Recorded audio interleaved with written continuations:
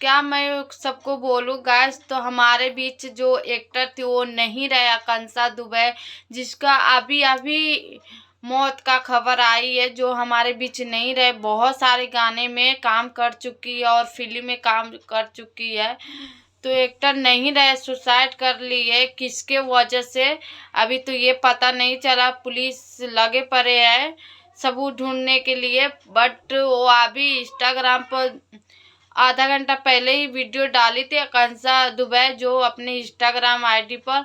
और अभी अभी न्यूज आया है कि आकांक्षा दुबे आत्महत्या कर ले। उसका वजह नहीं पता है, पर हमारी एक्टर भोजपुरी एक्टर क्यों हत्या कर ली, इतनी छोटी सी उम्र में क्यों कर ली, इसका अभी खुलासा नहीं हुआ। गैस बहुत दुख भरी कहानी, आकांक्षा दुबे हमारी नहीं रहे भी।